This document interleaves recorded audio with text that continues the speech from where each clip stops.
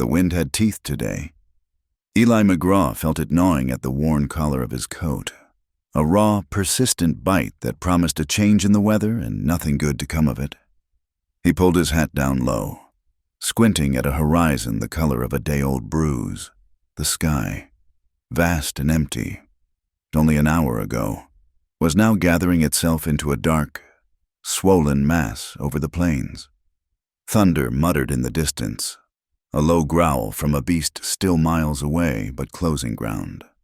He was on the last stretch of a long ride home, the wagon behind him rattling a lonely rhythm against the hard-packed dirt of the road. His two horses, Samson and Delilah, plodded on with the steady, uncomplaining gait of animals who knew their work and the hand of their master. This was a barren piece of country, a god-forsaken stretch where the land itself seemed to have given up. The riverbeds were choked with bleached, smooth stones, bone-dry since spring. Rust-colored dust, fine as milled flour, coated everything, the sparse, thorny scrub. The tired leather of the wagon seat, the deep lines etched around Eli's own eyes. It was a land of silence, broken only by that blade-sharp wind and the creak of wheel on axle. Eli was a man made for such silences. They had settled into him 4 years ago, after he'd buried Mary, and had never truly left. He wore his quiet like other men wore a gun belt, a part of him, always present, a tool and a warning. He was a widower, a rancher, a man who spoke more to his horses than to people, and he was content with that arrangement. His ranch was his world, an isolated patch of stubborn life he'd carved out of the unforgiving earth. And he was nearly there. Another 2 hours, maybe less if the storm held off. But the storm was not a thing to be bargained with. The air grew heavy, thick with the smell of dust and distant rain, an electric tension that made the hairs on his arms prickle. He urged the horses onward, his gaze sweeping the empty expanse. It was then that he saw it, a flicker of movement where there should have been none, not a coyote, not a jackrabbit. It was human. He pulled back gently on the reins, his hand instinctively going to the Winchester resting beside him on the seat. The wagon slowed to a halt, the silence rushing back in, deeper now, more watchful. Out on the flats, 100 yards from the road, a figure was running. A woman. She was running barefoot over the cracked, stony ground, a desperate, stumbling gait that spoke of pure, animal terror. Her dress, once a simple calico, was torn at the hem and smeared with mud. A thin shawl was clutched in one hand, a useless scrap against the coming cold. She was running toward the road, toward him, but her eyes were not on him. They were looking back, over her shoulder, at the empty land she was fleeing. Eli watched, his face a mask of stone. A woman alone out here was trouble. It was a simple fact of the West, reliable as sunrise. She could be a decoy for road agents hiding in a gully. She could be mad, driven from her senses by sun or sorrow. She could be a harlot run out of the last town, trailing a wake of angry men. His first instinct, the one that had kept him alive in a hard world, was to slap the reins and drive on, leaving the trouble to whoever owned it. He had his own life, his own memories to carry.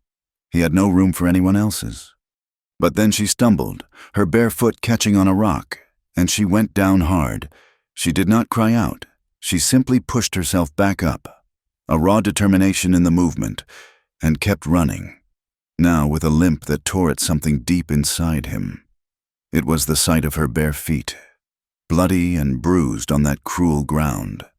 It was the way her head was up, fighting, even as her body was failing. It reminded him of Mary, in those last days, refusing to surrender to the sickness that was eating her from the inside out. He swore under his breath, a low, harsh sound swallowed by the wind. Decency was a fool's game in a place like this, and Eli McGraw, for all his hard edges, had always been a fool for it. He clicked his tongue, and the horses moved forward at a slow walk, closing the distance. She reached the road just as he did, her breath coming in ragged, tearing sobs. Her face was pale, streaked with dirt and tears, her hair a wild, tangled mess. But her eyes were what held him. They were wide and blazing with a terror so profound it seemed to burn away everything else. They were the eyes of a deer cornered by wolves, knowing the teeth were coming. She saw the wagon and froze, her body tensing as if for another blow. She stared at him, at his weathered face and the rifle lying beside him, and for a moment he thought she might turn and run back into the wilderness. "Ma'am," he said, his voice rough from disuse. She took a shaky step closer, her gaze darting from his face to the darkening sky and back again. She opened her mouth, but only a dry gasp came out. She swallowed, trying again, her voice a raw, desperate whisper. "Get inside first," she rasped, one hand reaching out as if to grip the wagon wheel for support. Her eyes were locked on his, pleading, commanding. Then the strength that had carried her this far finally broke. Her eyes rolled back in her head, and she crumpled to the ground in a heap of torn fabric and exhaustion, a still, silent pile at the side of the road. Eli sat there for a long moment, the reins slack in his hands. The first fat drops of rain began to fall, spattering in the dust around the unconscious woman. The distant thunder rumbled closer, a promise of the violence to come. Trouble. He had known it. Now it was lying at his feet, and he had to decide what to do with it. He could still leave, drive around her. No one would ever know. It would be the smart thing, the safe thing. He thought of Mary again, of her quiet strength, of the unspoken code they had lived by. You do not turn your back on someone in need. Not ever. With another curse, this one aimed at himself. He wrapped the reins around the brake handle and climbed down from the wagon. He was not a young man, and his back ached in protest as he knelt beside her. She was lighter than he expected, a fragile thing of bone and skin. Her face, up close, was younger than he'd thought, probably not yet 25. There were bruises on her cheek and a cut on her lip. Whatever she was running from, it had hands. He lifted her carefully, her head lolled against his shoulder, and a faint, wounded sound escaped her lips. He carried her to the back of the wagon and gently laid her down among the sacks of flour and coffee. He covered her with a thick wool blanket from his bedroll, tucking it around her shivering frame. Her feet were a mess, cut and bleeding. He looked at them for a moment, his jaw tightening, before he closed the canvas flap, shutting out the wind and the rain. He climbed back onto the driver's seat, the leather now slick with rain, and urged the horses into a trot. The storm broke then, the heavens opening up in a torrential downpour. Rain hammered against the canvas of the wagon, and lightning tore jagged streaks across the sky, followed by crashes of thunder that seemed to shake the very ground beneath them. There was an old, abandoned line shack a few miles ahead, a place he'd used for shelter before. It would have to do. As he drove, the woman's words echoed in his mind. Get inside first. Then what? What was the warning she had run herself to ruin to deliver? He drove on through the heart of the storm. A quiet, widowed rancher with a storm of his own now bundled in the back of his wagon. The line shack was little more than 4 walls and a leaky roof, but it was shelter. Eli guided the wagon alongside the crumbling structure, the horses steaming in the cold, driving rain. He worked quickly, unhitching the team and leading them into the relative dryness of a lean-to attached to the shack. He gave them some oats from a sack, his movements economical and sure. Then he went to the woman. She was stirring when he opened the canvas flap, moaning softly. He gathered her into his arms again, the blanket still wrapped around her, and carried her inside the one-room shack. The air inside was cold and damp, smelling of old wood smoke and decay. A rough-hewn table, a single chair, and a stone fireplace were the only furnishings. He laid her down gently on the dirt floor near the hearth, propping her head up with a saddlebag. He worked without a wasted motion, his focus absolute. He found the stash of dry kindling he'd left on his last visit, tucked away in a high corner. Soon, he had a small fire crackling to life in the fireplace, its weak light pushing back the gloomy shadows and offering a fragile warmth. The rain beat a relentless tattoo on the tin roof. Outside, the world was a churning chaos of wind and water. Inside, there was only the hiss and pop of the fire and the woman's shallow breathing. Eli filled a small pot with water from his canteen and set it near the flames to warm. He took a clean rag from his supplies and, kneeling beside her, began to gently clean the grime and blood from her face. Her eyes fluttered open as the warm, damp cloth touched her skin. They were blue, he noticed, a deep, startling blue, clouded now with confusion and fear. She flinched, trying to pull away. "Easy now," he said, his voice low and calm. "You're safe." She stared at him, her gaze darting around the small, fire-lit room before settling back on his face. She seemed to be trying to place him, to understand where she was. The storm," she whispered, her voice hoarse. "We're out of it," he confirmed. "Just a line shack.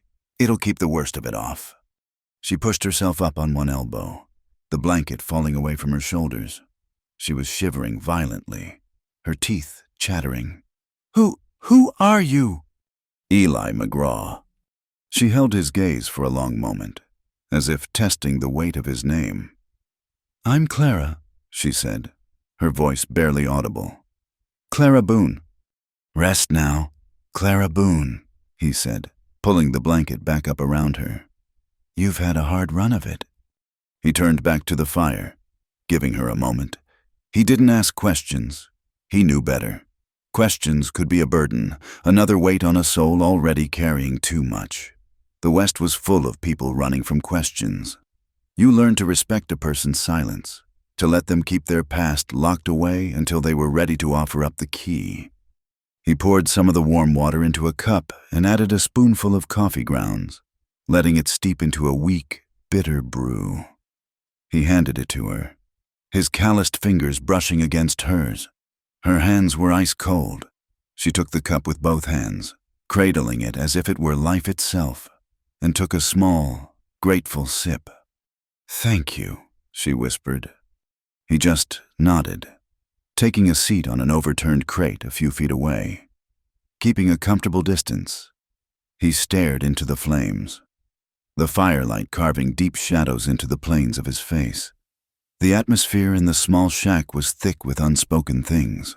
Her raw, palpable fear was a living presence in the room, a stark contrast to his stoic, unbreakable calm. He was a rock in the middle of her raging river, a solid, unmoving point of stillness. He could feel her watching him, and he knew she was taking his measure, trying to decide if he was a savior or just another kind of danger. "They'll still be looking for me," she said suddenly, her voice trembling. "The men I was running from." Eli kept his eyes on the fire. "What do they want with you?" he asked, his tone even, betraying no judgment. She hesitated, the tin cup shaking in her hands. They want me dead." The words hung in the air between them, stark and terrible. Eli didn't flinch. He simply absorbed them. Another fact in a world filled with hard ones. He gave a slow nod. "Then we'll make sure they don't find you," he said, as if stating the obvious. She let out a shaky breath, a sound that was half sob, half relief. She drank the rest of the coffee in silence, her eyes never leaving his face. He offered her a piece of jerky from his satchel, which she took and ate slowly, mechanically. The small acts of kindness, the fire, the water, the food, seemed to ground her, pulling her back from the edge of her terror. Finally, her shivering subsided, and exhaustion settled over her like a heavy shroud. She lay back down, her eyes fluttering closed. Eli gave her his coat to use as a better pillow and sat his vigil, feeding sticks into the fire. The rain hammered on, an endless drumming that shut them off from the rest of the world. For a few hours, There was only the fire, the storm, and the quiet breathing of the sleeping woman. He thought she had found some peace, but it was a fragile thing. She cried out in her sleep, a muffled, terrified sound. "No, please, leave me be!" Her body thrashed, her hands coming up as if to ward off a blow. Eli moved to her side, his shadow falling over her. He hesitated, his hand hovering, unsure what comfort he could offer. He was a stranger. His touch could be another terror. "Ma'am," he said softly. "Clara, you're dreaming." Her eyes flew open, wide and unseeing. Still trapped in the nightmare, she scrambled backwards, away from him, until her back hit the rough wooden wall of the shack. Then, in a moment of utter confusion, her fear seemed to latch onto the only other person there. She lunged forward, not in attack, but in desperation, her hands clutching the front of his shirt, his arm. "I am sorry," she whispered, the words tumbling out, nonsensical. "So sorry, I did not mean to." Her voice broke, and she buried her face against his chest, her body racked with silent, shuddering sobs. Eli stood rigid, his entire body frozen by the unexpected contact. It had been years since anyone had touched him with such desperate need, since he had held anyone. He could feel the frantic beating of her heart against his ribs. Slowly, awkwardly, he raised a hand and rested it on her back, a gesture meant to soothe. He said nothing, just stood there, a solid presence in the dark, letting her fear spend itself. After a long while, her sobs quieted, and her grip on his shirt loosened. She pulled back, her face slick with tears in the firelight. "I apologize," she said, her voice thick with shame. I forgot where I was." "It is all right," he said gruffly, stepping back to give her space. It was then that he heard it, a sound that did not belong to the storm. Hoofbeats, more than one horse, moving slowly, cautiously. He put a finger to his lips, his eyes instantly alert. Clara's head snapped up, the color draining from her face as she heard it too. The sounds grew closer, accompanied by the low murmur of men's voices, coarse and angry. "They found me," she breathed, a fresh wave of panic washing over her. Eli moved with a speed that belied his size. "Not yet," he whispered, his voice hard. He kicked at the dirt floor near the hearth, exposing the edges of a small, trapdoor-like cover for a tiny root cellar, barely big enough for one person to curl up in. "In here, now. Do not make a sound, no matter what you hear." She scrambled into the cramped, dark space without a word. Pulling her knees to her chest, he replaced the cover, kicking dirt and debris over it to hide the seams. He threw his saddle over the spot for good measure. Just as he straightened up, a heavy fist pounded on the shack door. "Hello in there," a rough voice bellowed over the wind. "Anyone home?" Eli walked to the door, his face set like granite. He did not open it all the way, just a few inches, enough to block the entrance with his body. Two men sat on horseback, their slickers gleaming in the dim light, rain dripping from the brims of their hats. They were hard-looking men, with the cruel, impatient eyes of hired guns. A third man held their horses a few feet back. "What do you want?" Eli asked, his voice flat and cold. The man in front, a burly figure with a thick, dark beard, leaned forward in his saddle. "We are looking for someone. A woman. Came through this way. You seen her?" "Seen no one," Eli said, his gaze as steady and uninviting as a locked gate. "Just me in the storm." The second man, leaner and with a mean-looking scar that cut through his eyebrow, spat a stream of tobacco juice that sizzled in the mud. "She is a runaway. Stole something from our boss. We aim to get it back. There is a reward." "I am not interested in your reward," Eli replied, his hand resting casually on the doorframe, inches from the Colt holstered at his hip. "I told you, I have not seen anyone." The bearded man's eyes narrowed, scanning the dark interior of the shack over Eli's shoulder. He saw nothing but a dying fire and a lonely man. Still, he hesitated, a flicker of suspicion in his eyes. "You are sure about that, mister? It would be a shame if we found out you were lying to us." Eli did not answer. He simply stared, his eyes becoming chips of ice. It was a look he had perfected over years of solitude and hardship, a look that promised nothing but pain for anyone who pushed him. It was a glare that spoke of lines that should not be crossed, of a quiet man who would become something else entirely if provoked. The air crackled with a tension thicker than the storm itself. For a long, drawn-out moment, the man on the horse met his stare, weighing his options. He saw a man who was not afraid of him, who was not afraid of anything he could bring. And in the end, that was enough. The man grunted, a sound of frustration. "Come on, Jed," he said to his partner. "He ain't here. We are wasting time." He pulled his horse's head around. "If you do see her," he called back to Eli. "Her name is Clara Boone, and Amos Kettering will pay $50 for her return." He spurred his horse, and the three men rode off, disappearing back into the howling rain and darkness. Eli waited until the sound of their hoofbeats had been completely swallowed by the storm. He closed the door, sliding the heavy wooden bolt into place. He stood there for a full minute, listening, making sure they were truly gone. Then he moved the saddle and lifted the cellar door. Clara looked up at him from the darkness, her face a pale oval. He reached down a hand to help her out. She was trembling, but her eyes were fixed on his face with an expression of stunned, disbelieving awe. She took his hand, her small fingers wrapping around his, and let him pull her to her feet. She stood before him in the quiet shack, the firelight flickering between them, the sound of the rain now a comfort rather than a threat. She understood now. This quiet, solitary man had done more than just give her shelter from a storm. He had looked armed men in the eye and lied for her. He had placed himself between her and them, without knowing her name, without asking a single question. She opened her mouth to say thank you, to ask him why, to say something, anything, that could convey the immense, crushing weight of her gratitude. But no words came.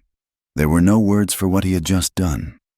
All she could do was stare at him, her heart pounding a new rhythm of hope against her ribs, realizing that she owed her life, every breath she would take from this moment forward, to the silent, unmovable stranger who had stood his ground for her. The morning broke scrubbed and clean, the sky a vast, pale blue that seemed to have been washed clean by the storm. The air smelled of rain-soaked earth and wet sage, a clean scent that felt like a new beginning.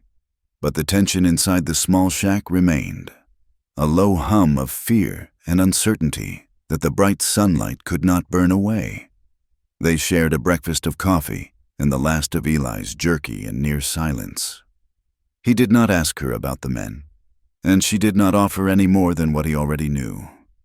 When they were finished, he simply said, "Time to go." He hitched the horses to the wagon, his movements as deliberate and unhurried as always. Clara watched him, a knot of apprehension tightening in her stomach.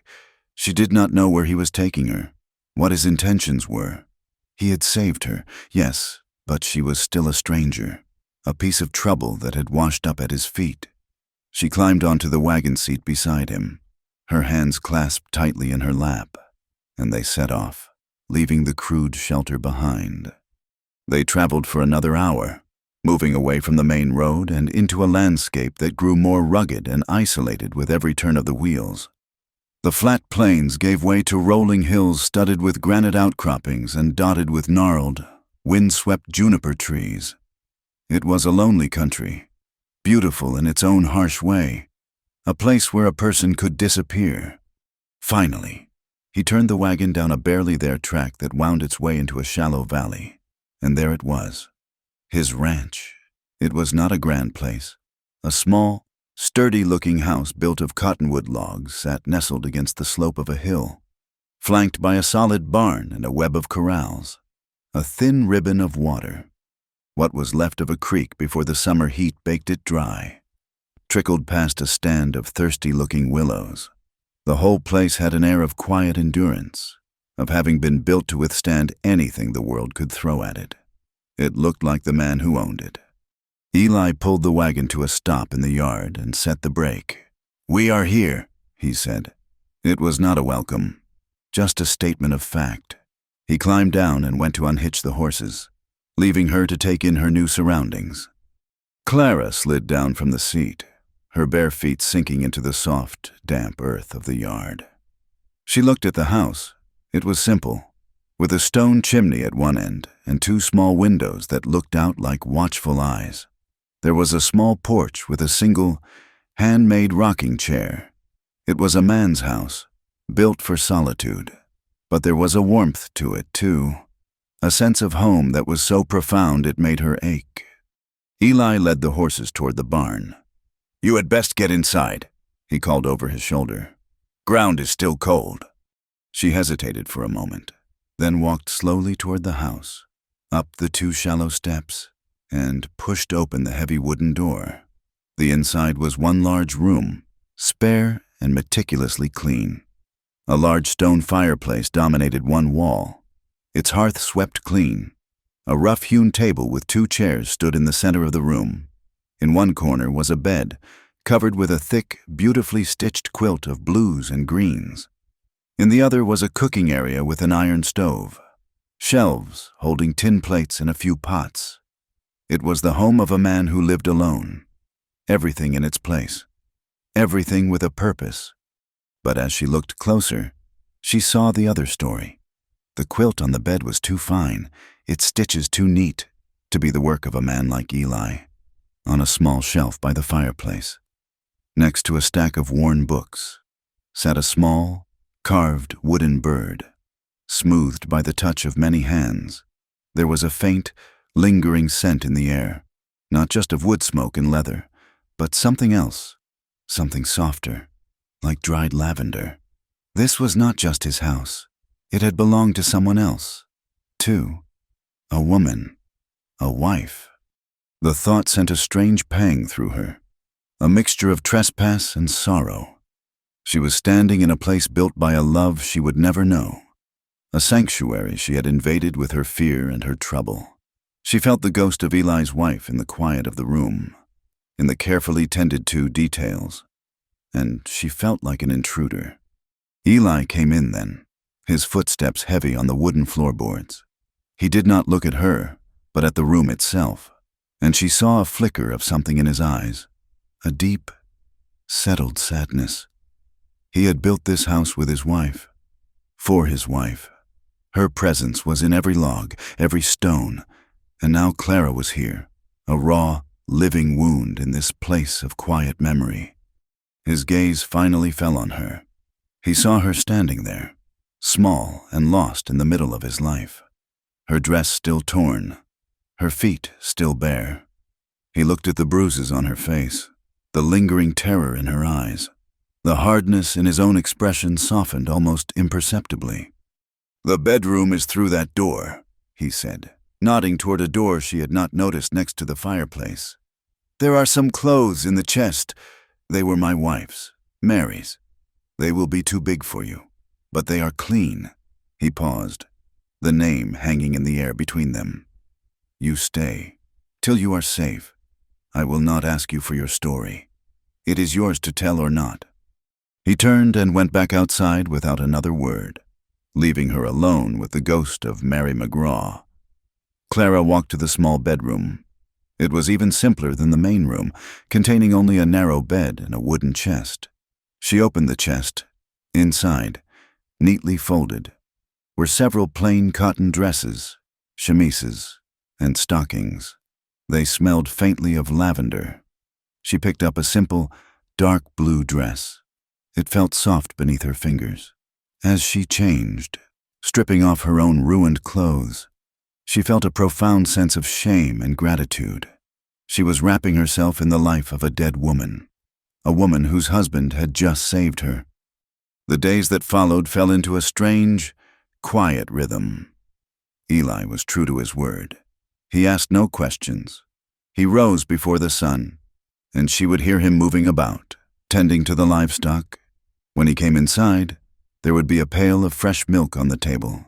He would drink his coffee standing by the fire, then take his rifle and disappear into the hills for hours, checking fence lines or hunting. He never told her where he was going or when he would be back. He simply went. Clara, in turn, began to make herself useful.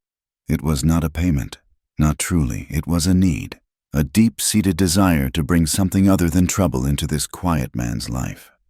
She cooked. The first meals were clumsy efforts on the unfamiliar iron stove, but soon she learned its temperament. She would have a hot meal of stew or roasted rabbit waiting for him when he returned at dusk, his face etched with the day's weariness.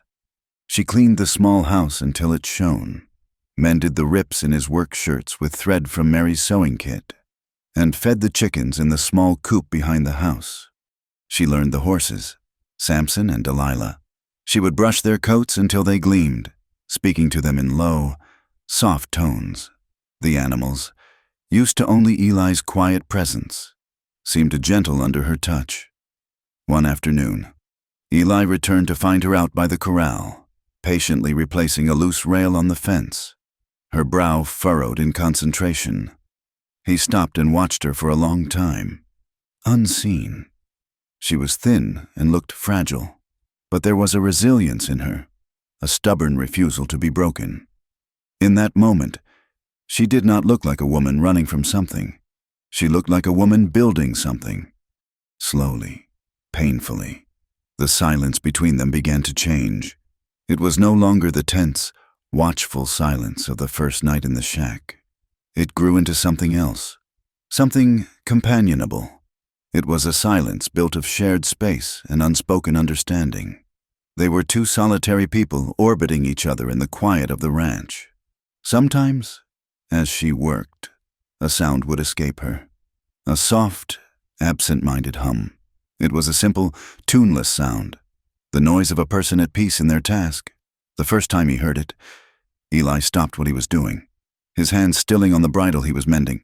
He did not look up, did not acknowledge it, but he listened. He listened to the soft sound of her presence, and it was like hearing a bird sing after a long, hard winter. It was a sound of life in a house that had been silent for too long. His own memories of Mary were a constant, quiet ache. He had thought his heart was a sealed room, the door locked and the key thrown away. But Clara's presence was like a draft under that door, stirring the dust, letting in a sliver of light. She was not like Mary. Mary had been calm and steady, a woman of the earth, as solid and dependable as the hills themselves. Clara was different. She was a bird with a broken wing, fierce and fragile all at once. Tending to her, protecting her, woke something in him he thought had died with his wife. It was not love, not yet. It was a sense of purpose beyond the mere act of survival. One night, a week after her arrival, they were sitting at the table, finishing a supper of rabbit stew. A cold wind rattled the windows, a lonely sound that made the warmth of the fire feel all the more precious. For the first time, the quiet between them felt easy. She was telling him about the mare, Delilah, how she seemed to favor her left foreleg, when a sharp, authoritative knock echoed from the front door. Instantly, the peace was shattered. Clara froze, a piece of bread halfway to her lips, the old terror flooding back into her eyes. Eli was on his feet in a second, his expression hardening. He held a finger to his lips and pointed toward the small cellar door in the floor, mostly hidden beneath a bearskin rug. She did not hesitate. She flew to it, lifted the heavy door, and slipped into the cool darkness below. Pulling the door closed above her, Eli kicked the rug back into place and took a deep breath before walking to the front door. He opened it to find Sheriff Brody standing on his porch. Brody was a tall, weary-looking man with a drooping mustache and honest eyes. He had been sheriff for 20 years and knew most everyone in the county. "Evening, Eli," the sheriff said, touching the brim of his hat. "Sorry to bother you so late." "Sheriff," Eli acknowledged, his voice a low rumble. He did not invite him in, instead blocking the doorway with his frame. "Just making my rounds," Brody said, his gaze drifting past Eli into the warm, fire-lit room.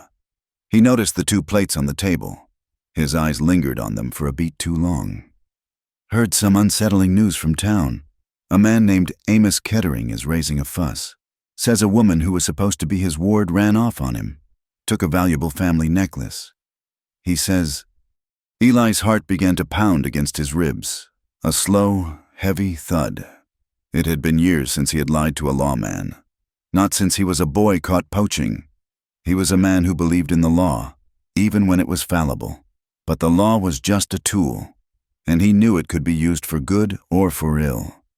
"That's so," Eli said, his voice carefully neutral. "Afraid so," the sheriff continued, his eyes now on Eli's face, searching. "Kettering has a poster out for her, a $50 reward. He describes her as young, with blue eyes and dark hair. The thing is, one of the hands from the Miller place said he saw a woman matching that description out this way during that big storm last week. Said he thought he saw you helping her into your wagon. Just wanted to make sure you were all right. Eli, a woman like that could be dangerous." Eli could feel Clara's presence beneath the floorboards, could almost hear the frantic beating of her heart.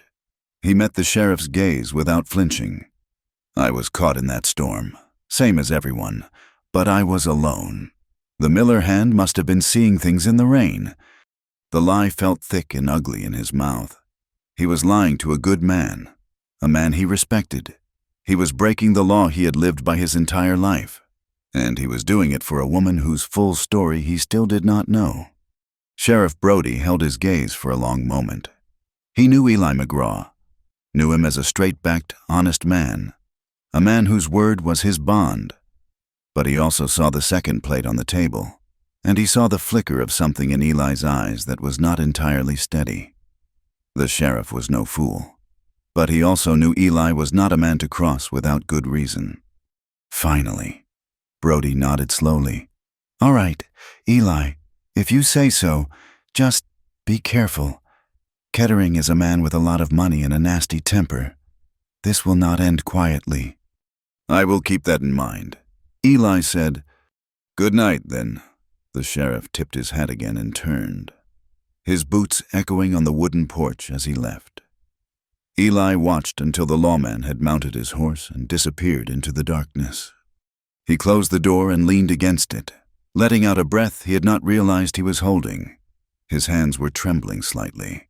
He lifted the cellar door. Clara emerged, her face pale as a ghost in the lamplight. She looked at him, her eyes wide with a dawning, terrible understanding. She had seen the risk he took with the riders, but this was different. That was a matter of survival. This was a matter of law, of his place in the world he had built. He had risked everything, his reputation, his freedom, for her.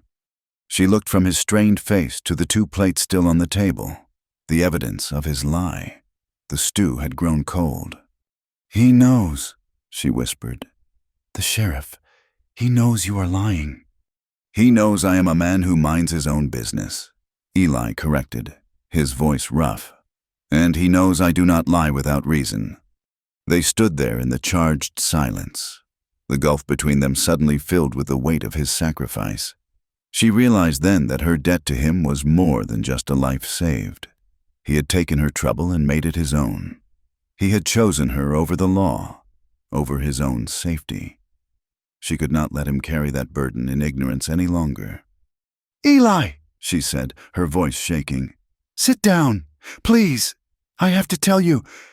He looked at her, then gave a tired nod and sat down at the table. She took the other chair, her hands twisting in her lap.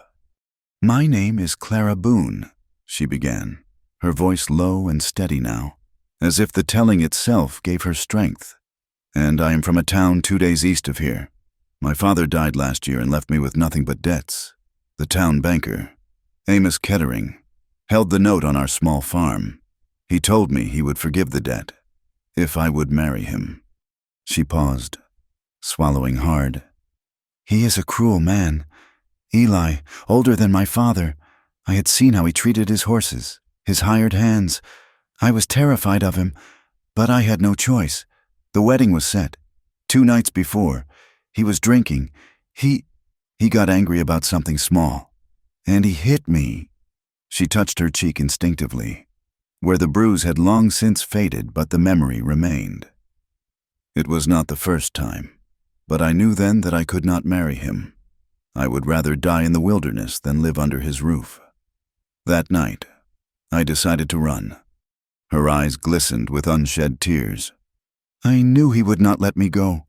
It was his pride, so I took what was mine, my mother's silver necklace. It was the only thing of value I had left in the world. I was going to sell it to get enough money to travel west, to start over. But he must have realized I was gone. He came after me with his men. He told everyone I had stolen from him, that the necklace belonged to his family. It was a lie to turn the law against me, to make sure I had nowhere to run. She looked up at him, her soul bared in her gaze. I am not a thief, Eli. I am just a woman who did not want to be owned. Eli listened, his expression grim. He had seen men like Amos Kettering before, men who used their wealth and power like a club, who believed the world and everyone in it belonged to them. When she finished, he was silent for a long time, his hands resting on the table. Finally, he spoke, his voice gentle. My father built a homestead not far from here, he said, his eyes looking at something far away. Good land. He worked it for 10 years, poured his life into it. Then a cattle baron decided he wanted our water rights. He could not get them legally, so he used the law another way. He had the sheriff in his pocket. They trumped up a charge, said my father was a rustler. There was no trial, no proof. They just came one day with a piece of paper and a dozen armed men, and told us we had a week to get off the land, or they would burn us out. He looked at Clara, and, for the first time, she saw the deep well of pain he carried inside him. We lost everything. My father died a year later, a broken man. I learned a long time ago that justice and the law are not always the same thing. I believe you, Clara. I believe you are not a thief. Their eyes met across the table, and in that moment, a profound and unspoken intimacy was forged between them. They were 2 outcasts, 2 souls scarred by the injustices of the world, surviving in a place that never forgave mistakes. Her pain mirrored his. His story gave context to her rescue. He had not saved her out of simple decency alone. He had saved her because he saw his own family's story in her flight. A single tear traced a path through the dust on her cheek. I cannot stay here, she whispered, the words tearing at her throat. I cannot let you risk everything for me. Kettering will not stop. He will find me, and he will bring ruin down on you. Eli looked at her, at this brave, broken woman who was trying to protect him from the trouble she had brought. His gaze was steady, unwavering. He had made his choice the moment he stood up to the sheriff. He had chosen his side. He reached across the table, his large, calloused hand covering hers. His touch was warm and firm. Then stay anyway, he said softly. Eli's words, then stay anyway, had been a promise, a shield he'd placed around her. But a shield only works if the enemy attacks from the front. Clara soon learned that the most dangerous threats were the ones that crept in from the sides, carried on the wind like whispers. The town of Stone Gulch was a day's ride away, but gossip always travels faster than horses. Clara did her best to remain invisible. Her world became the small valley that cradled the ranch. She knew every rock and tree, the particular way the light fell across the hills at dawn, the smell of the dust before a rain. The ranch was her sanctuary and her cage. She would watch Eli ride out toward town for supplies, a knot of dread tightening in her stomach with every hoofbeat that carried him away. While he was gone, she felt exposed, as if unseen eyes were watching from the ridges. She would keep to the house, startling at the cry of a hawk or the rustle of leaves, her peace as fragile as a spider's web. Eli felt the change in town, too. It was in the way men stopped talking when he entered the general store. It was in the sudden, pious glances from the women, Their mouths pursed in silent judgment. The widower McGraw, who had kept to himself for 4 years, was suddenly the subject of intense speculation.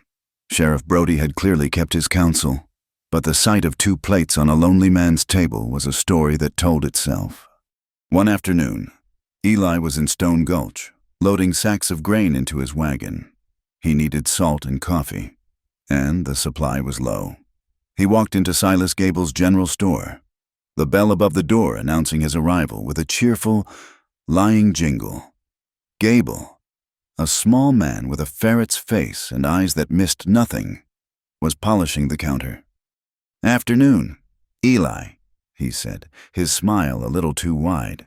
"Stocking up, are we? Must have an extra mouth to feed these days." Eli ignored the bait. He set his list on the counter. "Just the usual, Silas?" "The usual," Gable repeated, his eyes glinting. "Heard things are not so usual out at your place. A man gets lonely. It is understandable. But you ought to be careful who you take in. Folks are saying this woman Sheriff Brody was asking about, well, they are saying she is your new housekeeper." He said the word housekeeper with a greasy sneer that left no doubt as to his meaning. Eli went very still. He slowly lifted his gaze from his list and met the storekeeper's eyes. His voice, when it came, was dangerously quiet. "What folks are saying, Silas, is none of your concern, and none of mine, but what I am saying is that my business is my own." He leaned forward just an inch, and the movement was full of menace. "It would be best for everyone if you remembered that." Silas Gable's smirk vanished. He saw the look in Eli's eyes, the one that said he had been pushed to his limit, and he suddenly found the counter needed his full attention. He scurried off to fill the order without another word.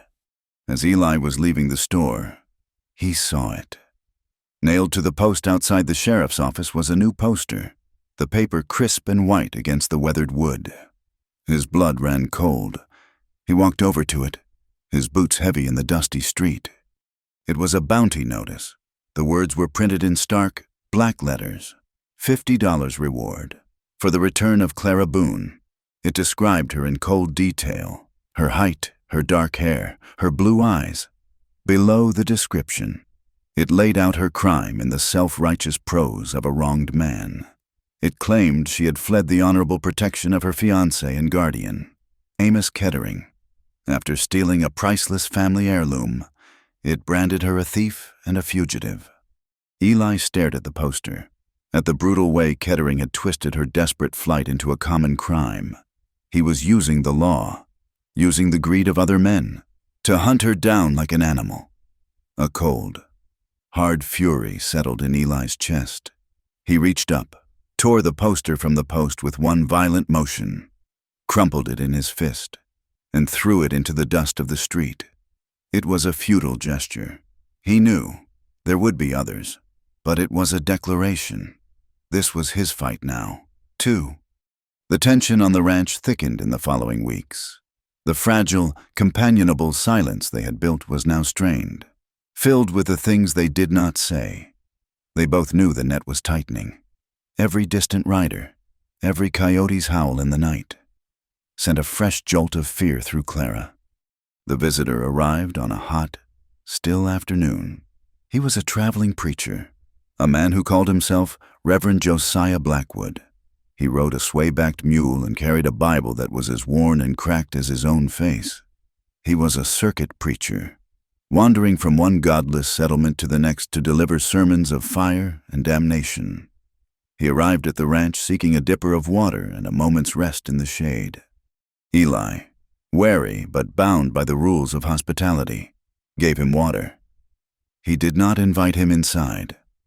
Clara had seen him coming and had retreated to the small bedroom, closing the door behind her. The two men stood on the porch, Eli radiating a silent wish for the man to be gone, the preacher sipping his water and letting his severe, judgmental eyes roam over the ranch. "A lonely place to serve the Lord, Mr. McGraw," Blackwood said, his voice a low, theatrical rumble. "A man needs a community of the faithful to keep his soul from the temptations of solitude." My soul is my own affair, Eli said flatly. The preacher's eyes narrowed. Is it? I see a woman's touch here. The curtains in the window, the flowers planted by the step. A good Christian woman is a blessing to a man. Is your wife a God-fearing woman? My wife is dead, Eli said, his voice like chipping stone. A flicker of something, triumph, perhaps, crossed the preacher's face. He knew Eli was a widower. He had heard the gossip in town. His gaze drifted to the main window of the house. For a split second, a shadow moved behind the curtains. It was Clara, peeking out, her curiosity getting the better of her. It was all the preacher needed to see. He drained his cup, his mouth tightening into a thin, grim line. Indeed, he said, handing the dipper back to Eli. May God have mercy on the souls in this house. He turned without another word, climbed onto his mule, and rode away, his back as stiff and straight as a fence post. Eli watched him go, a cold feeling coiling in his gut. He knew that look. It was the look of a man who had found sin and was already planning its execution. The preacher returned that evening, just as the sun was bleeding its last red light across the hills, and he was not alone. Flanking him were Silas Gable and another man from town, a burly blacksmith named Peterson. They looked uneasy, but the preacher's righteous fury seemed to have swept them along. They sat on their horses in the yard like a grim jury, their faces shadowed and hard in the twilight. Eli met them at the door, his hand resting on the frame, his body a solid wall. What do you want, Blackwood? I want the Lord's work to be done, the preacher thundered, pointing a trembling, accusatory finger at Eli. I have returned to cast out the sin from this house. You live in shame. McGraw, you harbor a harlot, a Jezebel, and you wallow in filth and fornication under the very eyes of God. Clara, hearing the shouting, came out from the bedroom, her face pale with terror. She stood behind Eli, a hand flying to her mouth. Gable and Peterson saw her, and their expressions shifted from reluctance to a kind of leering curiosity. There she is, the preacher cried, his voice ringing with vindication. The woman you deny, the very thief whose face is on the posters in town. Get off my land, Eli said, his voice a low, deadly growl. We will not.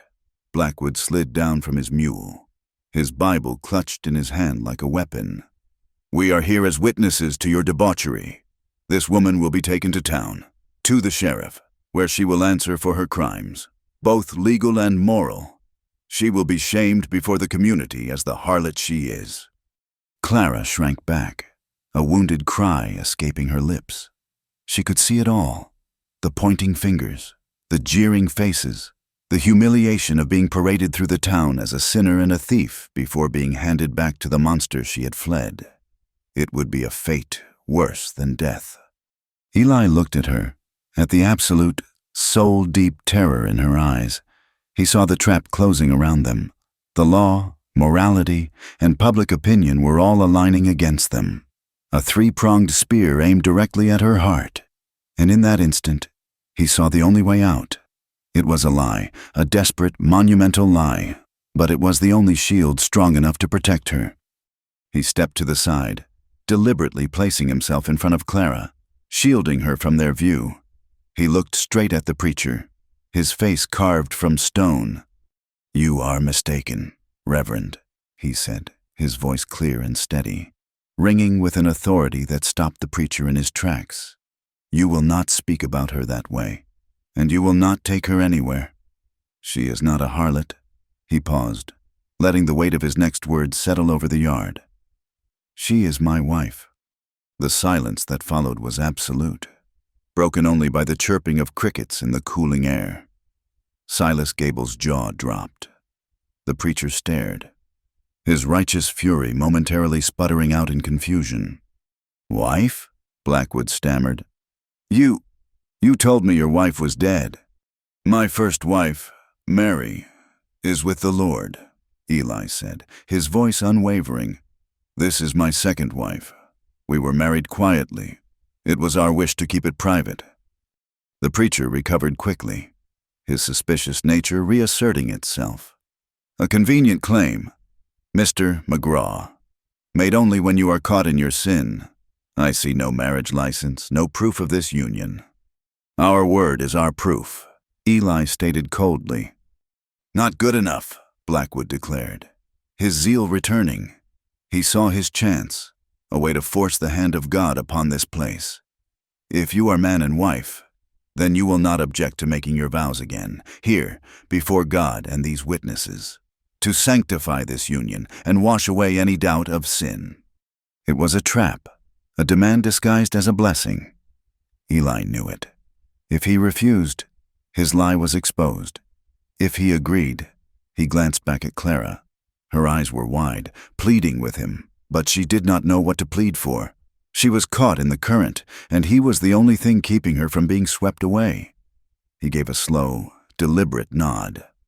"We will not object," he said. What followed was not a ceremony, but an execution. Blackwood marched them onto the porch, arranging them before him, his face alight with a grim, holy fire. Gable and Peterson dismounted, their expressions a mixture of awe and crude amusement, and stood as witnesses. "Join hands," the preacher commanded. Eli took Clara's hand. It was ice-cold and trembling uncontrollably in his. He squeezed it gently, a silent message of reassurance. The preacher opened his Bible, the pages fluttering in the evening breeze. He did not read the gentle passages about love and devotion. He spoke of sin and redemption, of the sanctity of marriage as a shield against the temptations of the flesh. His words were a condemnation, a public shaming disguised as a sacrament. The whole thing was heavy with humiliation, a bitter pill they were being forced to swallow in the fading light. "Do you, Eli McGraw, take this woman, Clara Boone, to be your lawfully wedded wife, to live together in the holy estate of matrimony? Will you love her, comfort her, honor and keep her, in sickness and in health, and, forsaking all others, keep thee only unto her, so long as ye both shall live?" Eli looked at the trembling woman beside him, at the men watching them with hungry eyes. He had started this to protect her. He would see it through. "I do," he said, his voice steady and clear. The preacher turned his sharp gaze on Clara. "And do you, Clara Boone, take this man, Eli McGraw, to be your lawfully wedded husband?" Clara could not look up. She stared at their joined hands, his large, calloused one wrapped around her small, trembling one. The world had shrunk to this single point of contact. This man, this near stranger, was offering her his name, his protection, his entire life as a shield. The words caught in her throat, a knot of terror and disbelief. She felt Eli's thumb brush against the back of her hand, a small, grounding gesture. She took a ragged breath. "I do," she whispered, the sound so faint it was nearly lost to the wind. "Then, by the authority vested in me by God Almighty, and before these witnesses, I pronounce you man and wife," Blackwood declared, slamming his Bible shut with a crack of finality. "What God has joined together, let no man put asunder. You may now live without shame." He gave them one last, long, disapproving look, then turned to the other men. "The Lord's work is done here." Without another word, the three men mounted their horses and rode away, leaving a cloud of dust and a deafening silence in their wake. For a long moment, Eli and Clara did not move. They just stood on the porch, their hands still joined. Two statues in the deepening twilight. Then a shudder went through Clara's body, a violent, convulsive tremor. Her hand slipped from his, and she crumpled, collapsing onto the rough wooden planks of the porch, her face in her hands. Sobs tore from her, raw, ragged sounds of a soul that had been stretched past its breaking point. She was saved, and she was trapped. She was protected, and she was imprisoned. She was Mrs. Eli McGraw. Eli watched her for a moment, his face unreadable. He turned and went inside, his movements stiff, He walked to a small cabinet, took out a bottle of whiskey and 2 glasses, and poured a generous measure into each. His hand, he noticed with a distant sense of surprise, was shaking. He had not wanted this. He had wanted to give her shelter, a safe place to heal. He had not wanted a wife. He had certainly not wanted to be shackled to a woman by a lie forced upon them by a zealot. But he had a wife now, and he had to live with it. He carried the glasses back out to the porch. He set one down beside Clara and held the other, staring out at the first stars pricking the dark velvet of the sky. He did not touch her, did not try to comfort her. He just stood his ground, a silent presence beside her as her storm of tears slowly subsided. Much later, when the moon was high and the night was quiet again, they were inside. The lantern on the table cast a soft, golden glow, creating an island of light in the dark room. The air was thick with a new, fragile, and unspoken understanding. They were bound now, irrevocably, not by love or by choice, but by law and by mercy. The space between them had been fundamentally altered. He was no longer just her protector. He was her husband. She was no longer just a refugee. She was his wife. Clara sat on the edge of her chair, her hands wrapped around the untouched glass of whiskey. Her tears were gone, leaving her feeling hollowed out and strangely calm. She looked at him, at his strong, quiet profile in the lamplight. She finally asked the question that had been echoing in the ruins of her heart. Her voice was a raw whisper. "Why did you do it?" Eli did not look at her. He continued to stare into the shadows in the corner of the room, as if the answer was written there. "Because," he said, his voice low and rough, "because someone had to stand beside you." The forced marriage was a line drawn in the dust. On one side was everything that had come before, the flight, the fear, the desperation. On the other was a strange new reality, a quiet, uncertain country they now had to navigate together. The days that followed were a study in awkward kindness. The tension that had once been sharp with fear now deepened into something tender and hesitant.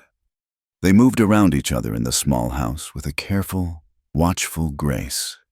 He would rise first, and when she emerged from the bedroom, she would find a cup of coffee waiting on the table, still steaming. She would cook supper, and he would eat it with a quiet focus, sometimes offering a gruff, "This is good," that made her heart give a small, foolish leap. They spoke, but only of the smallest things. The heat, the lack of rain, a coyote that had been circling the chicken coop. They talked about anything and everything except the truth that sat between them at every meal and lay with them in the silent house at night, that they were husband and wife, and they were strangers. They fixed a long stretch of fence on the north pasture, working side by side under the hot sun. He dug the post holes with powerful, rhythmic thrusts of the auger, and she would drag the new posts into place. They did not speak for hours at a time, but the silence was filled with the sounds of their shared labor, the thud of the sledgehammer, the scrape of wire, the heavy breathing of 2 people working as one. In these moments, they were not just a man and a woman bound by a lie. They were partners. And in this partnership, Clara began to feel something she had not felt in years. She began to feel safe. The name, Mrs. McGraw, was a shield.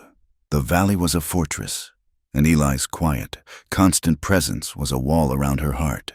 She started to sleep through the night, her dreams no longer haunted by the cruel face of Amos Kettering. She woke in the mornings to the sound of birdsong instead of the frantic pounding of her own pulse. The fear that had been her constant companion for so long was beginning to recede, leaving in its place a tentative, fragile peace. She found herself humming as she kneaded bread. Real melodies this time, tunes her mother had taught her. She was putting down roots in the hard, unforgiving soil of Eli's life, and she was terrified and grateful all at once. The peace was broken on an afternoon of suffocating heat. The air was thick and still, the sun a merciless weight in the sky. The creek had dwindled to a mere trickle, But in a shaded bend, beneath the shelter of an ancient cottonwood, there was a pool deep enough to submerge herself in, to wash away the sweat and dust of the day, believing herself to be utterly alone in her secluded world. She shed her clothes and slipped into the cool, green water. It was a moment of pure, unburdened freedom. She floated on her back, the water holding her, the leaves of the cottonwood dappling the sunlight on her face. For a few precious minutes. She was not a fugitive or a reluctant bride. She was just Clara, a woman alone with the sky and the water. She did not hear the soft tread of the horse on the far ridge, nor see the young ranch hand named Billy, who had reined in his mount to stare down into the valley. He had been chasing a stray steer from the neighboring ranch and had wandered farther than he'd intended. And now he was looking at a sight he knew he had no right to see. A woman bathing in a creek, her skin impossibly white against the dark water, her black hair spread out around her like a silken fan. He watched, mesmerized, for a full minute before shame and fear got the better of him. He yanked his horse's head around and galloped away, his heart pounding, knowing he carried a story that was too dangerous and too valuable to keep to himself. 2 days later, Eli saw the dust cloud on the horizon. It was a single rider, coming at a steady pace. He told Clara to stay inside, his voice tight, and went out onto the porch to wait. It was Sheriff Brody. This time, the sheriff did not look weary or sympathetic. He looked grim, his face set in hard, official lines. "Eli," Brody said, forgoing any greeting as he swung down from his horse. "We need to talk." "We have talked, Sheriff." "No," Brody countered, his voice sharp. "You talked. I listened. Now my turn. The town is buzzing like a kicked beehive. A hand from the Miller place came in yesterday, telling a story about seeing your wife down at the creek.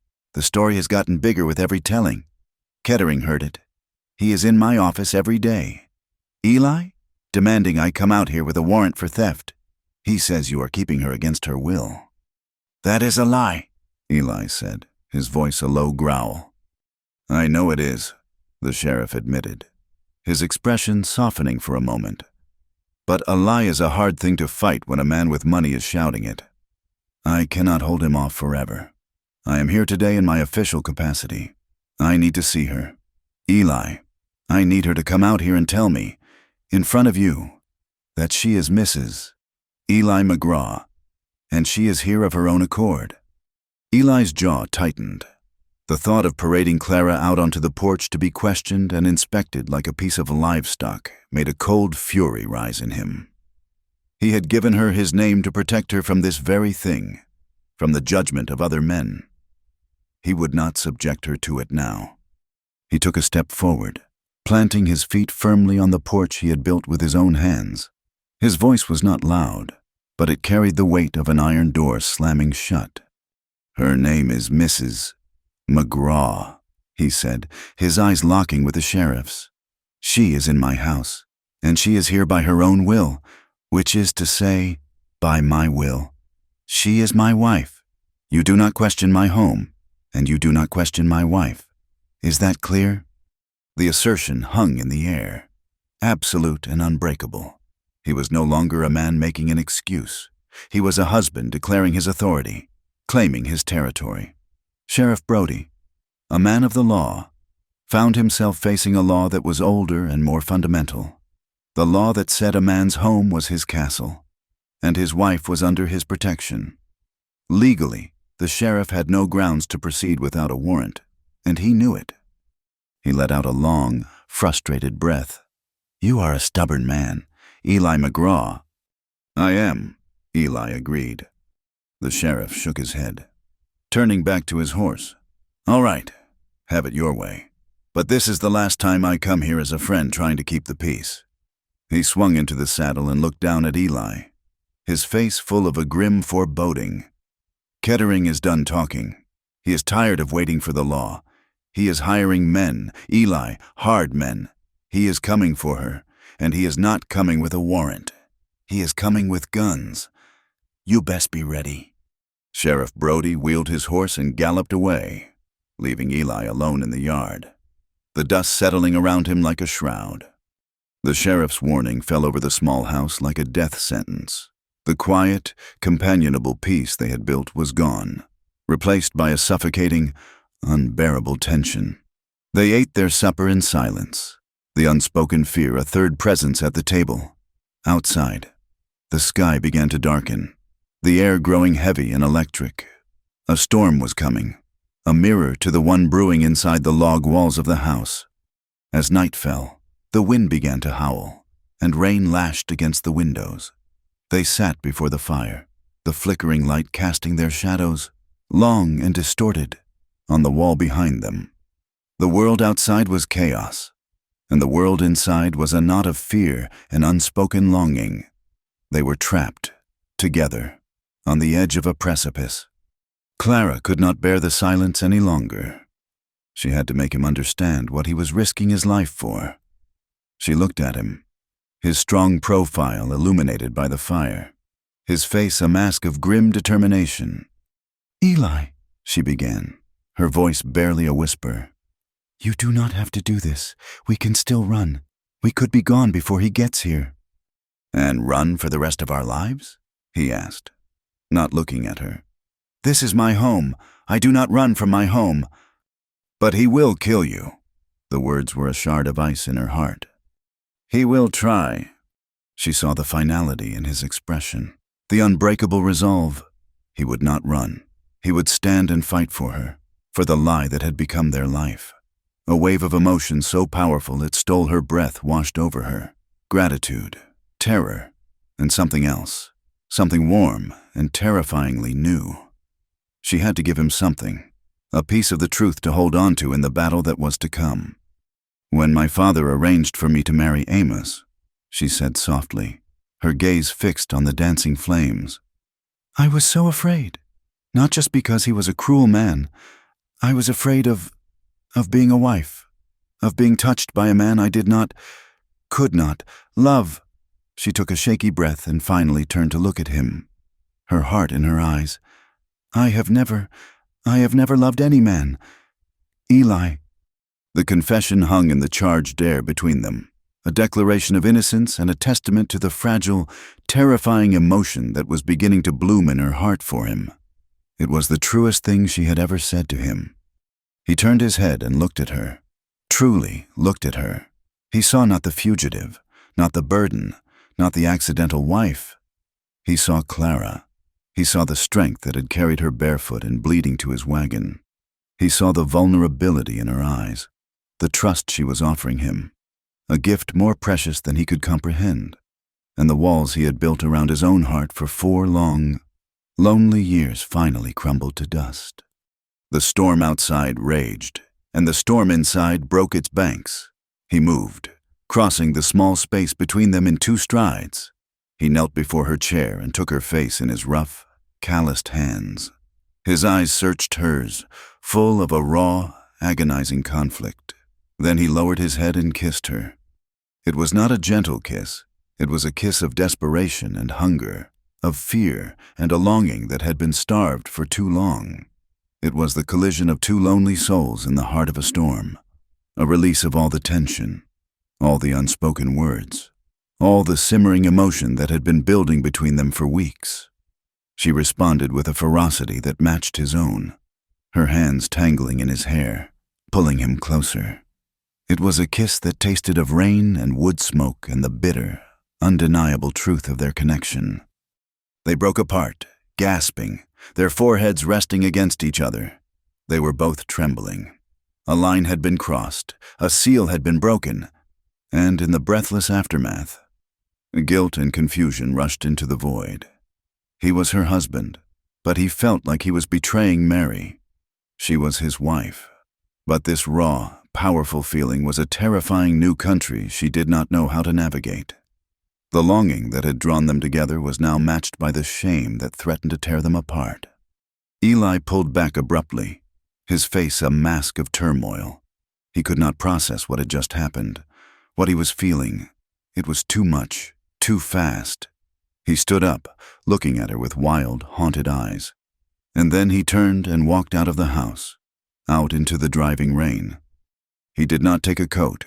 He just walked out into the heart of the storm, letting the cold, lashing rain soak him to the bone, hoping it could extinguish the fire that was raging inside him. He stood there for a long time, his face turned up to the tumultuous sky, watching as lightning tore jagged streaks across the darkness, the thunder cracking like the sky itself was breaking apart. He was a man at war with himself, his duty fighting his desire, the ghost of one wife battling the living, breathing presence of another. The storm passed before dawn. The morning was unnaturally still and quiet, the air washed clean. Eli finally came back inside, soaked, cold, and exhausted, his inner battle having reached no conclusion. He found her not in the house, but in the barn. She was sitting on a low stool, her head resting against the warm flank of the cow, quietly milking her. She looked up as he entered, her expression calm and unreadable. The terror and passion of the night before were gone, replaced by a fragile, deliberate peace. She did not mention the kiss. She did not ask where he had been. She simply offered him a faint, hesitant smile. It was an unspoken truce, a mutual agreement to retreat to the safety of their routine, to pretend that the world had not been turned upside down between them last night. But it was a lie. As he stood there in the quiet of the barn, watching the morning light catch in her dark hair, he knew that nothing would ever be the same. The kiss was a secret that now lived between them, a current of passion that simmered just beneath the surface of their careful, quiet lives, threatening at any moment to erupt and consume them both. And as he stood there, watching his wife, he heard it. At first it was just a faint vibration on the wind, a low thrumming he could feel more than hear. Then it grew, separating itself from the sounds of the morning, becoming the steady, rhythmic beat of many horses. They were coming fast. He looked out the barn door, toward the mouth of the valley. A cloud of dust was rising against the morning sun. Amos had arrived. The sound of approaching horses was a death knell. Eli pushed Clara gently but firmly back toward the house. "Stay inside! Bolt the door!"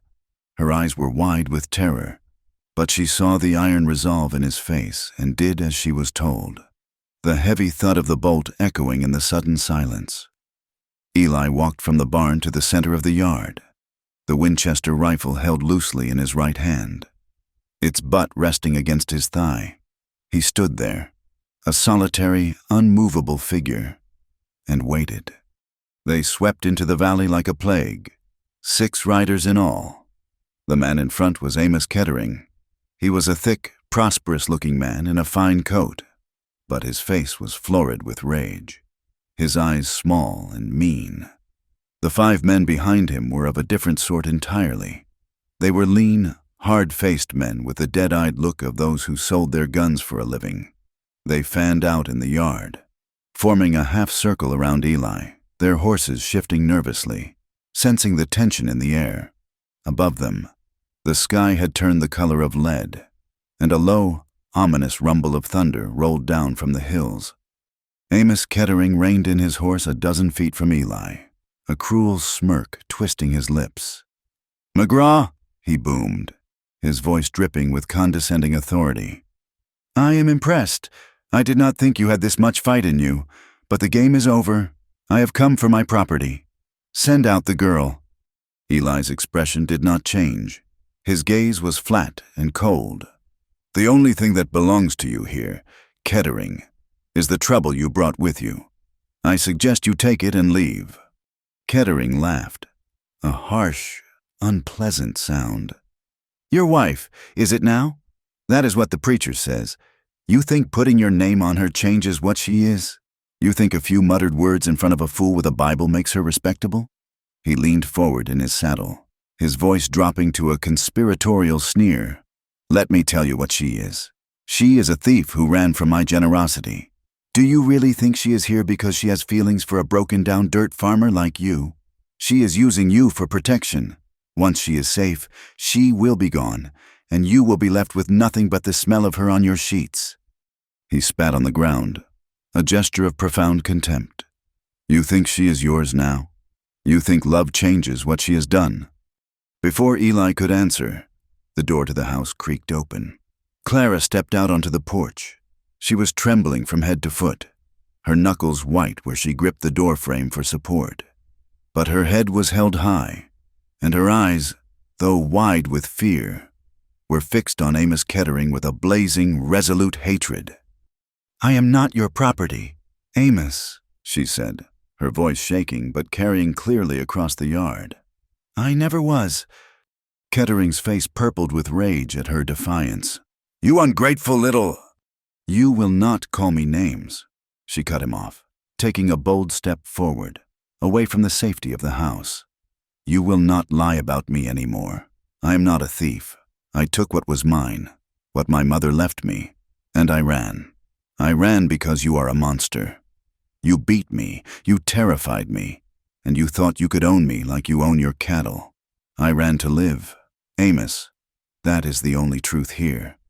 Her words, spoken with the simple, undeniable force of truth, hung in the air, stripping away Kettering's righteous facade and exposing the ugly man beneath.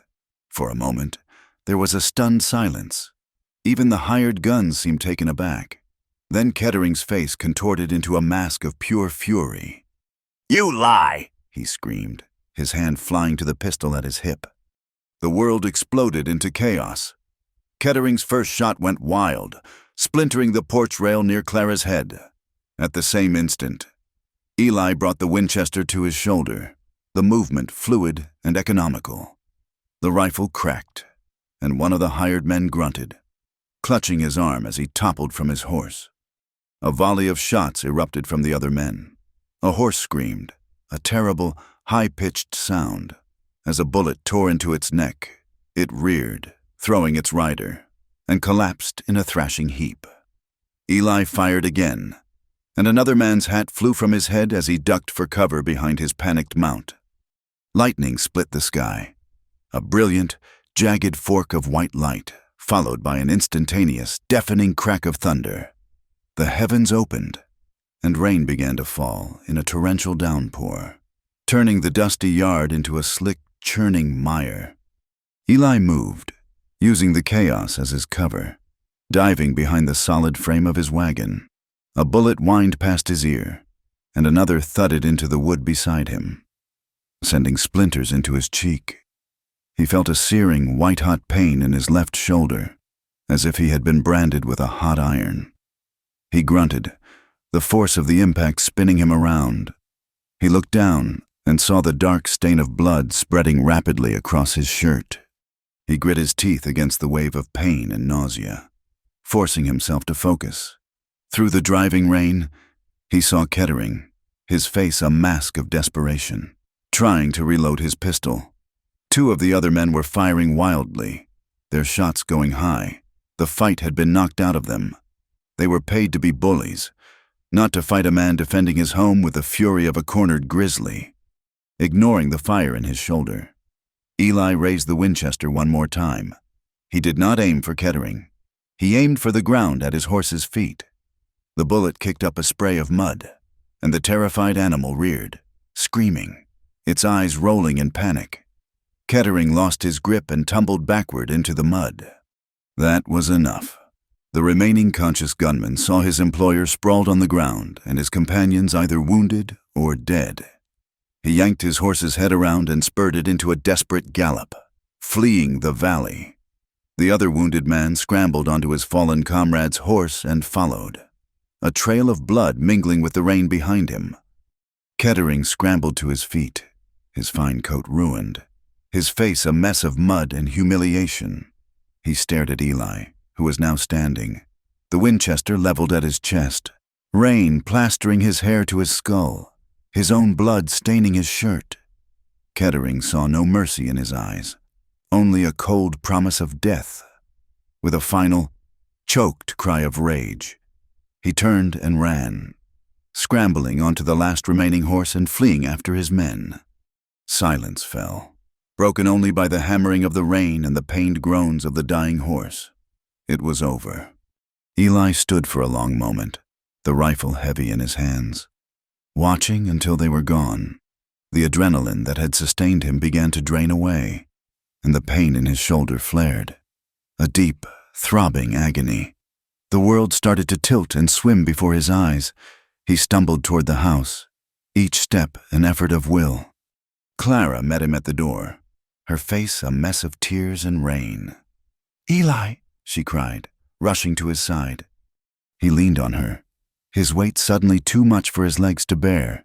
It is done," he rasped, his voice sounding distant to his own ears. He managed to get inside, leaving a trail of bloody water on the floorboards. He leaned heavily against the table, the rifle clattering from his numb fingers. He looked at Clara, at her beautiful, terrified face, and then the strength went out of him completely. His legs buckled, and he collapsed to the floor in a heap. For a moment, Clara was frozen with shock and terror. Then, a desperate, protective instinct took over. She knelt beside him, her hands hovering over his bloody shoulder, not knowing what to do. "Eli," she cried, shaking him gently. He groaned, his eyes fluttering open. He was pale, his skin clammy. She tore his shirt open, her trembling fingers clumsy with haste. The wound was ugly, a deep, ragged gouge high on his shoulder where the bullet had torn through flesh and muscle. It was bleeding freely, staining the floorboards beneath him. "Stay with me, Eli," she pleaded, her voice choked with sobs. She sprang into action, her mind racing. Water, bandages, whiskey. She flew about the small cabin, her fear giving her a frantic energy. She ripped a clean sheet into strips, stoked the fire to heat a pot of water, and found the bottle of whiskey he had opened the night of their forced marriage. She knelt beside him again, her heart pounding against her ribs. "This is going to hurt," she whispered, more to herself than to him. She took a deep breath, uncorked the whiskey, and poured a generous amount directly into the wound. Eli roared, a raw, animal sound of pure agony, his body arching off the floor. The sound tore through her, but she held firm, tears streaming down her face as she used a clean rag to wipe away the blood and grime. He was a dead weight now, barely conscious, his breathing shallow and ragged. She packed the wound as best she could and bound it tightly with the strips of sheet, the clean white linen quickly turning a sickening red. The storm outside continued its assault, the rain hammering on the roof, the wind howling around the corners of the house like a grieving animal. The storm inside Clara was just as fierce. She managed to drag Eli across the floor to his bed, her muscles straining with the effort. She covered him with the quilt, Mary's quilt, and sank to the floor beside him, utterly spent. She looked at his face, so pale and still in the gloomy light, a trickle of blood drying at the corner of his mouth. He had almost died. He had stood between her and Kettering's guns and had taken a bullet meant for her, or for the life they had built. All the fear, all the gratitude, all the tender, unspoken feelings she had been hiding in her heart rose up and broke through her last defenses. She leaned over him, her tears falling onto his face, mingling with the rain that still slicked his hair. "Oh, Eli," she sobbed, a sound of utter heartbreak and devotion. She lowered her head and kissed him. It was not like the desperate, hungry kiss in front of the fire. This was a kiss of infinite tenderness, a kiss that tasted of salt and sorrow, and a love so profound it felt like it could shatter her bones. It was a kiss that said everything she had been unable to say. "Thank you. I am sorry. I love you." He stirred beneath her touch, his eyes fluttering open. They were glazed with pain, but he saw her. He knew her. His hand, a weak, trembling thing, came up and touched her cheek, and in that moment, with death still a shadow in the room, they finally gave in. She lay down on the bed beside him, careful of his wound, and he gathered her into his arms. Their love, born of desperation and forged in violence, found its consummation not in a burst of passion, but in a desperate, wounded, life-affirming cleaving of two souls who had nothing left in the world but each other. They clung together, two survivors in the eye of the storm, alive. Dawn broke gray and silent. The storm had passed, leaving the world washed clean and eerily still. The quiet felt unnatural, heavy. Clara had not slept. She had lain beside Eli, listening to the sound of his breathing, her hand resting on his chest, feeling the slow, steady beat of his heart. But as the first light filtered into the room, she knew something was wrong. His breathing had become rough and shallow. She touched his forehead, and her hand recoiled as if from a hot stove. He was burning with fever. She pulled back the bandage to check the wound. It was swollen, an angry red streaked with darker colors, and it radiated an intense heat. The wound was festering. Infection was setting in. She had won the battle against Amos Kettering, but now she faced a far more insidious and deadly enemy. She spent the day in a blur of terrified activity. She kept a cool, damp cloth on his forehead, trying to fight the fever. She boiled willow bark, a remedy she had seen her mother use, and tried to force the bitter tea between his lips. He drifted in and out of a delirious state, sometimes muttering Mary's name, sometimes crying out in a language of pure pain. Clara stayed by his side, sleepless, her own body numb with exhaustion. She whispered to him, telling him stories, telling him he was strong, that he had to fight. She found herself whispering prayers to a God she was no longer sure she believed in. Her words a desperate, hopeless litany in the silent, sick-filled room. The ranch, her sanctuary, had become a prison, and she was alone, watching the man she loved slip away from her. As another night fell, his fever climbed higher. He was barely conscious now, lost in the gray twilight between life and death. She knelt by the bed, her face buried in the quilt, her hope dwindling with every ragged breath he took. She felt his hand stir, his fingers weakly brushing against hers. She looked up, her eyes blurred with tears. He was looking at her, a flicker of recognition in his fever-bright eyes. She clutched his hand, bringing it to her lips. "Do not leave me," she whispered, her voice breaking. "Not after everything. Please, Eli, do not leave me alone." He drifted away again, his eyes closing, leaving her clinging to his hand in the darkness, her desperate plea echoing in the silence of the room. The fever was a battle fought in the twilight world of whispers and shadows. For 3 days and 3 nights, Eli burned, lost in a delirious wilderness of pain and memory. Clara was his only anchor. She did not sleep. She lived by the rhythm of his ragged breaths, her entire world shrinking to the small, sweltering space of the sickbed. She bathed his face with cool water, forced sips of willow bark tea past his cracked lips, and held his hand, whispering to him, pleading with him, commanding him to stay. She was no longer praying to a distant God. She was pouring her own life force, her own desperate will to live, directly into him. On the morning of the 4th day, the battle turned. She was dozing in a chair beside the bed, her head slumped forward, when a sound woke her. It was her name. "Clara!" Her head snapped up. Eli was looking at her. The fever-bright glaze was gone from his eyes. They were sunken and shadowed with exhaustion, but they were clear. They were his. She touched his forehead. It was cool and damp with sweat. The fever had broken. A sob of pure, unadulterated relief tore from her throat, and she buried her face in the rough quilt, her shoulders shaking with the release of days of pent-up terror.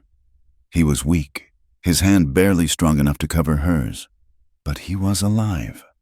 His recovery was a slow, deliberate journey back to the world of the living. He was weak as a newborn, and for the first week, he could do little more than sip the broth she spooned into his mouth. She was his nurse, his strength, his constant shadow. She helped him sit up, then stand, then take his first shuffling steps across the room. his arm draped heavily over her shoulders. The intimacy between them deepened, transformed from the desperate passion of the storm to the quiet, steady devotion of a shared convalescence. He, who had always been the protector, was now the one in need of protection, and she gave it to him without reservation, in nursing his body back to health. She was also healing the last broken pieces of her own soul. A month after the gunfight, when Eli was able to sit on the porch and feel the warmth of the sun on his face, Sheriff Brody paid them another visit. He rode into the yard not with the grim authority of his last visit, but with a kind of weary resignation. "McGraw," he said, nodding to Eli. "Ma'am," he added, tipping his hat to Clara. He dismounted and accepted the cup of water Clara offered him. "I suppose you are wondering about Kettering," the sheriff said, getting straight to the point. Eli just watched him, his face impassive. "He was found dead a few weeks back," Brody continued, staring out at the hills. "Tucked away in a canyon about 20 miles from here. A prospector stumbled on him. He had been shot in the back. The story we have put together is that he and his hired men had a falling out after they left here, likely about money. One of them got greedy or angry and put a bullet in him, took his cash, and rode on. The other men have scattered to the winds." The sheriff took a long drink of water, then looked directly at Eli, his eyes sharp and searching. "It is a clean story, ties everything up neat and tidy. The man who was terrorizing you is gone, and the law does not have to look too hard at what happened in this valley that day. Justice out here," he said, a note of grim irony in his voice, "has a way of finding its own path." He knew, or at least he suspected, that the truth might be more complicated, but he also saw the lingering weakness in Eli, the fierce, protective way Clara stood beside him, and the quiet dignity they both possessed. He had seen enough violence and enough injustice to know that sometimes the cleanest story was the best one. He handed the cup back to Clara. "The case is closed," he said. "I do not imagine you will have any more trouble from that quarter. You and your wife ought to be left in peace now." With the shadow of Amos Kettering finally gone, a fragile peace settled over the ranch. It was the peace of survivors, of soldiers after a long war. They began the slow work of rebuilding, not just their lives, but the ranch itself. The marks of the gunfight were a daily reminder of how close they had come to losing everything. Together, they repaired the splintered porch rail, filled in the bullet holes in the barn wall, and buried the poor horse that had been killed in the crossfire. Each act of mending was an act of healing. They had to go to Stone Gulch for supplies, their first trip together as husband and wife. As they rode down the main street, Clara felt a familiar knot of anxiety, but the whispers and sneers she expected were absent. In their place were quiet, curious, and even respectful nods. Their story had become the stuff of legend, the tale of the reclusive widower who had taken in a desperate woman, given her his name, and faced down 6 gunmen to protect her, had replaced all the salacious gossip. They had endured, and in the harsh calculus of the West, endurance earned respect. Silas Gable practically tripped over himself to be helpful, addressing Clara as Mrs. McGraw with an air of reverence. They were no longer outcasts. They were survivors. They belonged. Life fell into a rhythm that was as steady and comforting as the changing seasons. They worked from sunup to sundown, their lives intertwined in the daily tasks of survival. The awkwardness that had once defined them melted away, replaced by a deep, unspoken understanding. They were a team, a partnership forged in fire and sealed in blood. The fire came on a dry, windy night in late autumn, an overturned lantern in the barn. It was an accident, a moment of carelessness, but the result was devastating. Eli woke to a hellish orange glow outside the window and the terrified screams of the horses. They managed to get the animals out just before the roof. A great roaring sheet of flame collapsed inward. They stood in the yard, helpless, and watched the barn, the heart of the ranch, the structure Eli had built with his own hands years ago, burn to the ground. By dawn, All that remained was a smoking, blackened skeleton. Clara looked at the ruins, her heart aching for this new, terrible loss. She looked at Eli, expecting to see despair, to see a man broken by one blow too many. Instead, he was just staring at the smoldering timbers, his face grim but resolute. He turned and looked at her, his eyes clear in the gray morning light. "Well," he said, his voice raspy with smoke, "I guess we had better start rebuilding." And so they did. It was backbreaking work. They cleared the charred debris, laid a new stone foundation, and Eli traveled to a logging camp in the mountains to haul back fresh timber. Clara worked beside him every step of the way. She learned to swing an axe, to notch a log, to lift beams into place. They worked in a shared, focused silence, their muscles aching, their hands raw and blistered. They were not just rebuilding a barn. They were building their future, a new life, from the ashes of the old, side by side, like two souls starting over. They raised the new structure, stronger and truer than the one that had stood there before. One night, months later, the new barn stood complete, smelling of fresh-cut pine and the promise of a future. They sat before the fire in the house, a deep, comfortable quiet between them. The wind moaned outside, but inside, all was warmth and peace. Clara watched him, the firelight playing on the rugged planes of his face, on the new lines of contentment that had softened the old, hard edges of grief. He was her husband, her partner, the center of her world.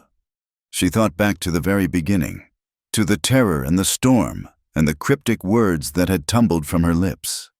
She spoke softly, her voice barely more than a murmur. "You never asked," she said. He turned to look at her, a question in his eyes. "That first night," she explained, "when you found me on the road, I told you, get inside first.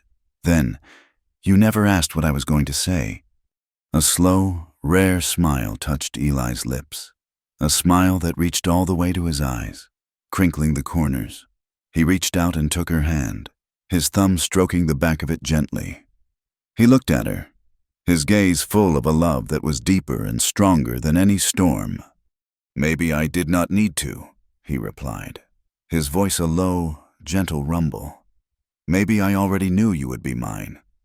Her breath caught in her throat. He had seen it then. In that first desperate moment, he had seen the shape of their future, the path that would lead them here, to this fire, to this quiet, unbreakable peace. A wave of love so powerful it felt like coming home washed over her. She leaned in, and he met her halfway. They shared a soft, enduring kiss, a kiss that held no desperation, no fear, only the profound, certain knowledge of survival and belonging. It was a kiss that sealed every promise they had made to each other, spoken and unspoken. The story closes not with an ending, but with a beginning. It is dawn, the sky in the east a tender blush of pink and gold. Eli and Clara emerge from the house, moving with the easy synchronicity of two people who know each other's rhythms as well as their own. They saddle their horses, Samson and Delilah, their movements sure and practiced in the cool morning air. They mount up and ride out, side by side, not fleeing from a threat, but riding toward their day, toward their life. They ride toward the endless western horizon, two small, resilient figures against a vast and beautiful landscape. They are scarred, judged, and tested by the cruelties of the world, but they are unbroken. Love, in this world of dust and thunder, of hard truths and harder lives, had found its home. It was not a love of whispered poetry or grand declarations. It was a love built of silence and devotion, of shared labor and quiet courage, a love as stubborn, as enduring, and as real as the land itself. Thank you for listening to our story. Please comment with where you are listening from to connect with others. Subscribe to the From Wild West channel and share your thoughts in English.